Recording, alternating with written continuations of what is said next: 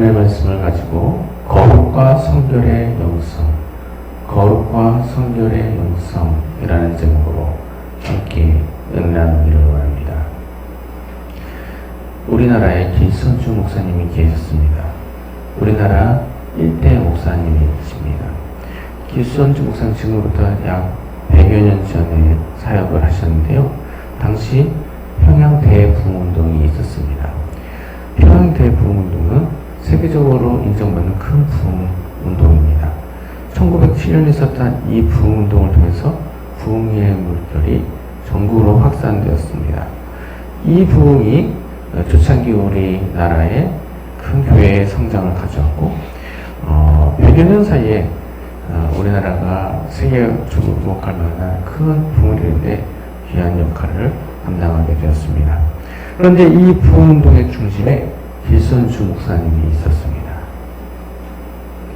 길선주 목사님과 관련해서 한 가지 일화가 있습니다.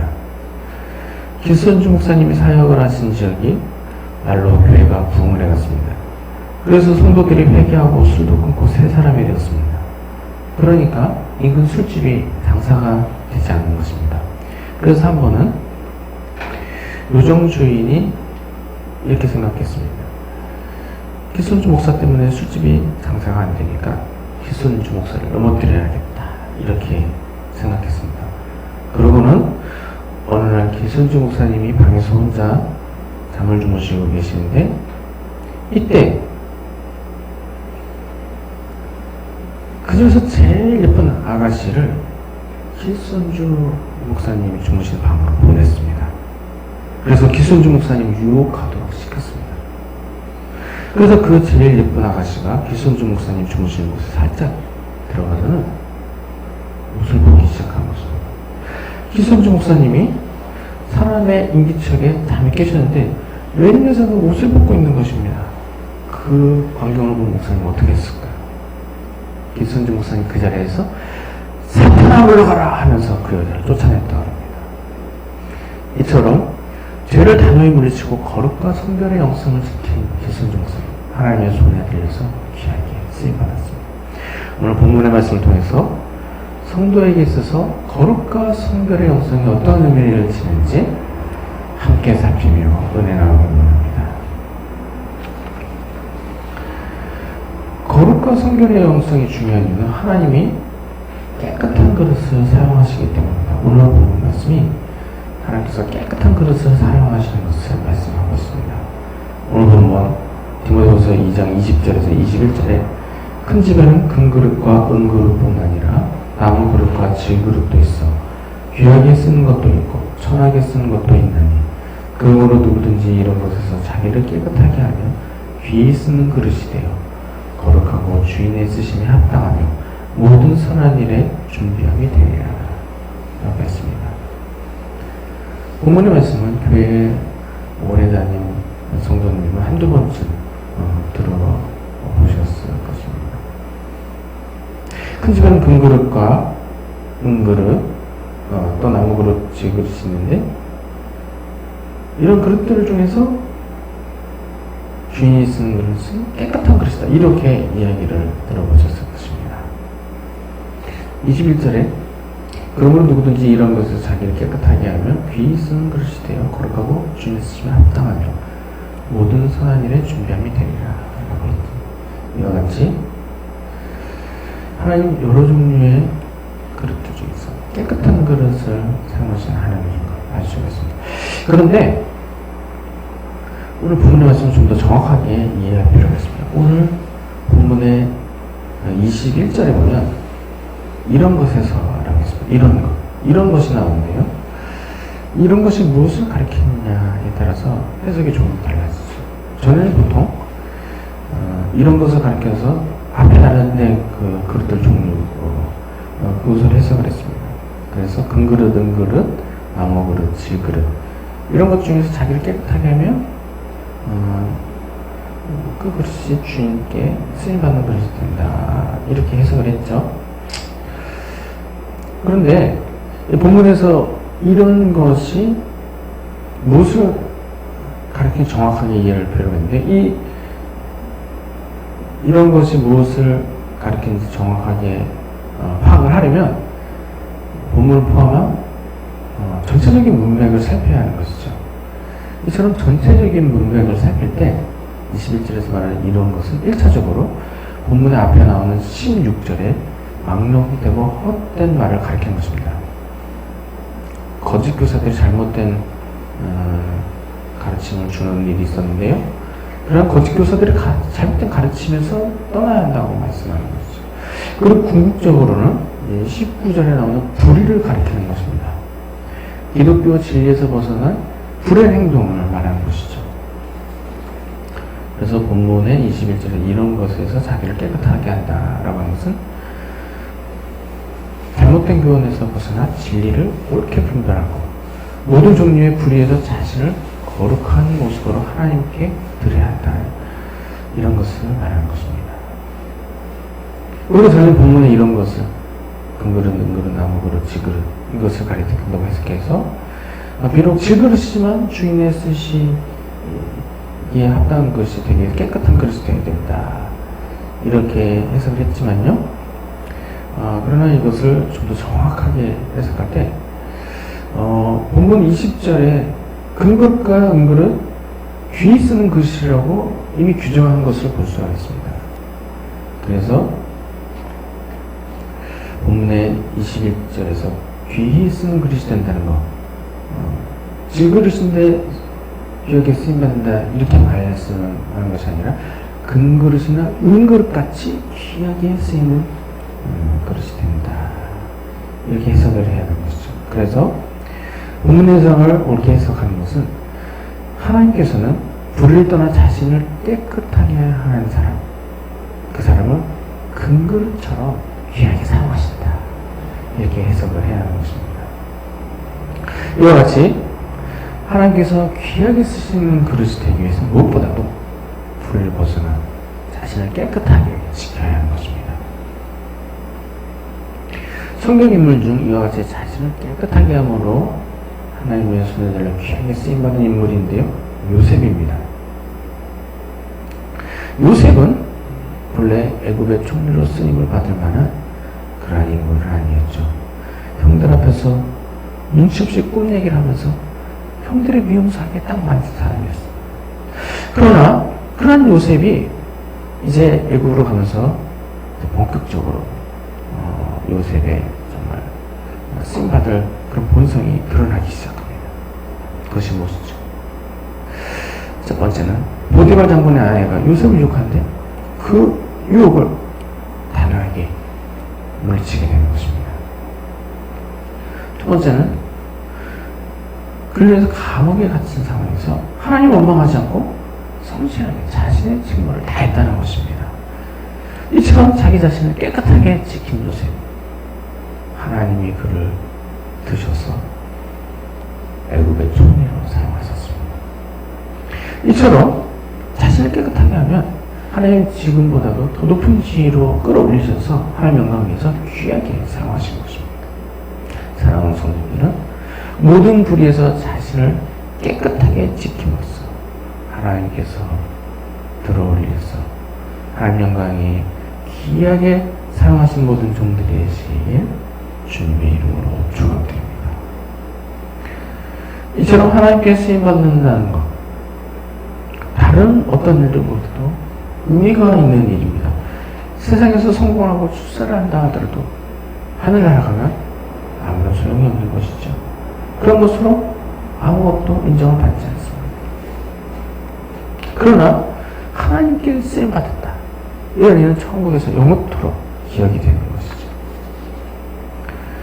그래서 다른 어떤 일보다도 땅에서 사는 동안 하나님의 손에 들려서 쓰임을 받아야 하는 것입니다. 기독교 초기에 로마가 기독교를 박해했습니다. 대표적으로 네로 황제가 기독교를 박해했죠. 네로 황제뿐만 아니라 로마의 10명의 황제가 기독교를 잔인무도하게 박해했습니다. 그러나 콘스탄티누스 대제가 313년에 밀라노 칙령을 선포한 이후에 기독교 박해가 그치게 되었습니다.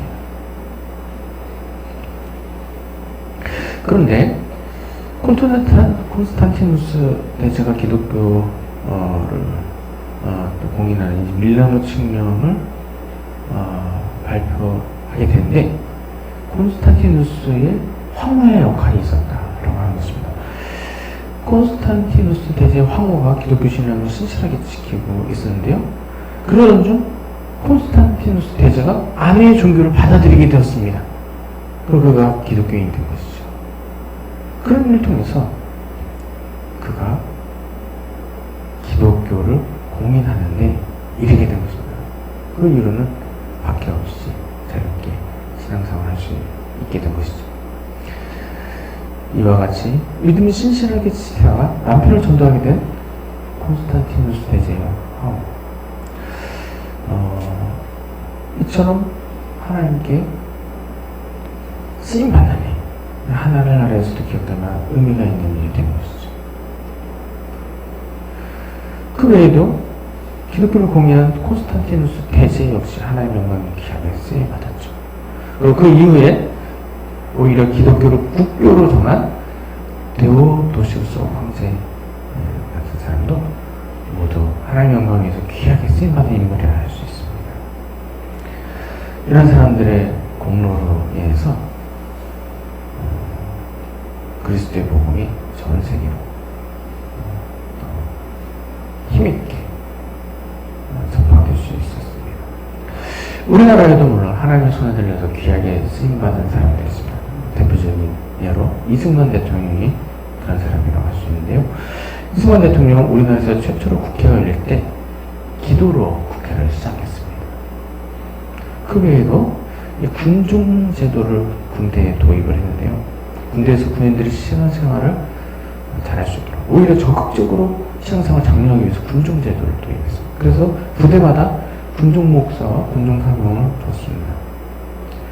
그래서 지금도 자유롭게 종교활동을 할 수가 있고요. 오히려 지금도 수많은 국군 장병들이 군에서 세를 받고 있다. 진중세 몇천 명, 몇만 명씩 이렇게 세를 받고 있습니다. 이와 같이 하나님 나라와 하나님 영광에서 어떠한 영광, 어떠한 모습으로 쓰임받든지 하나님 영광에 쓰임받는 일, 그 일이야말로 우리가 땅에서 사는 동안 꼭 감당해야 될 매우 귀중한 일이 된다라고 하는 것이죠. 자기 자신을 깨끗해 하여 깨끗한 그릇으로 준비가 되면 하나님께서 귀하게 사용하신 것입니다. 사랑하는 성도님들은 깨끗한 그릇으로 준비가 돼서 하나님 영광에 귀하게 쓰임받는 모든 종들이 되시길 주님의 이름으로 축원드립니다. 이와 같이 하나님께 쓰임받기 위해서는 모든 불의로부터 자신을 깨끗하게 하는 일이 필요한데요. 죄의 유혹이 다가오는 상황에서 죄의 유혹으로부터 자신을 지켜내야 하는 것이죠. 죄의 유혹을 모두 물리쳐야 하는 것입니다. 죄의 유혹이 다가올 때 죄를 단호하게 물리치고서 자기 자신을 정결하게 지켜야 하나님께 쓰임받을 수 있는 것입니다. 사랑하는 성도님들은 죄의 유혹을 단호히 물리치고 정결함을 유지함으로써 하나님 앞에서 귀하게 쓰임받고 천국에서 칭찬을 받는 모든 성도님들 되시길 주님의 이름으로 축원드립니다. 죄의 유혹을 물리치는 노력도 물론 중요하지만 그보다 더 중요한 일이 있습니다. 죄의 유혹을 단호히 물리치는 그보다 더 중요한 일은 보혈의 능력을 의지하는 것입니다. 우리가 우리의 능력으로 죄의 유혹을 물리치지 못하더라도 보혈의 능력을 의지하고 살 때 죄의 유혹을 모두 물리치게 되는 것입니다. 그리스도께서 우리를 능력으로 붙들어 주셔서 우리가 죄의 유혹에 넘어가지 않게 되는 것입니다. 탄광촌을 방문한 어느 목사님이 탄광을 지나가게 되는데요. 어둡고 더러운 갱도 안에 아름답고 하얀 꽃이 자라고 있는 것이 보이는 것입니다. 목사님 깜짝 놀랐어요. 어떻게 이 시커먼 탄광에서 이와 같이 깨끗하고 아름다운 꽃이 피어날 수 있는 것일까? 그래서 어떻게 이렇게 더러운 갱도 안에 하얀 꽃이 피었는지 광부에게 물어봤습니다. 그랬더니 광부가 탕가루를 그 꽃에다 뿌려보십시오 라고 말하는 것이었습니다. 목사님, 광부가 시킨 대로 탕가루를 꽃에 쏟아부었습니다. 그랬더니 탕가루가 꽃잎에 닿자마자 가루들이 모두 바닥으로 미끄러져 떨어지는 것이죠. 그리고 꽃은 전처럼 깨끗하게 유지가 되는 것이었습니다. 꽃잎이 너무나 미끄러웠기 때문에 탕가루가 꽃잎에 달라붙지 못하고 다 미끄러져서 떨어지는 거죠. 그리스도의 보혈도 이와 같습니다. 우리가 그리스도의 보혈을 의지하고 살아갈 때 죄가 우리를 오인시키지 못하게 되는 것입니다. 그리스도의 보혈이 우리의 이전의 죄도 모두 깨끗하게 씻으실 뿐만 아니라 앞으로 찾아오게 되는 죄의 유혹으로부터 우리를 보호해 주시는 것입니다. 그렇기 때문에 항상 보혈의 능력을 의지하고 살아가야 하는 것입니다. 그리스도의 능력으로 나를 지켜주시옵소서. 나를 죄의 유혹으로부터 지켜주시옵소서. 그리스도의 능력으로 죄를 모두 물리치게 하여 주시옵소서. 이렇게 그리스도의 능력을 철저하게 의지하고 살 때 죄를 모두 이길 수 있는 것입니다. 항상 성령 충만함으로 무장하고 또 보혈의 능력으로 철저하게 무장하여서 죄의 유혹을 모두 물리쳐야 하는 것입니다. 이와 같이 그리스도의 보혈의 능력으로 죄에서 온전히 떠난 삶을 살 때 하나님 마음에 합당한 깨끗한 그릇으로 준비가 되는 것입니다. 이와 같이 그리스도의 보혈의 능력으로 깨끗한 그릇으로 준비되면 모든 선한 일이 준비가 되는 것입니다. 그래서 하나님께서 쓰시고자 하실 때 깨끗한 그릇으로 준비가 돼서 하나님 영광이 귀하게 사용이 되는 것입니다. 우리 교회가 앞으로 한 영광 위에 해야 할 일들이 많이 있습니다. 세계복음화를 위해서도 해야 할 일들이 많이 있습니다. 세계복음화를 위해서 더 많은 선교사님을 파송해야 합니다. 교회가 부흥하여서 주의 일을 힘있게 감당할 수 있도록 더 많은 사역도 우리가 감당해 나가야 하는 것입니다. 또한 사회의 요소에서 하나님의 영광을 위해서 해야 할 일들이 많이 있습니다. 이런 모든 일에서 귀하게 쓰임받기 위해서는 우리가 무엇보다도 깨끗한 것으로 준비가 되어야 하는 것입니다. 사랑하는 성도들은 그리스도의 보혈의 능력으로 깨끗한 그릇으로 준비가 되어서 모든 선한 일에 귀하게 쓰임받고 천국에 이르게 될 때 하나님께로부터 빛나는 멸류관을 받았을 모든 성도님 되시길 주님의 이름으로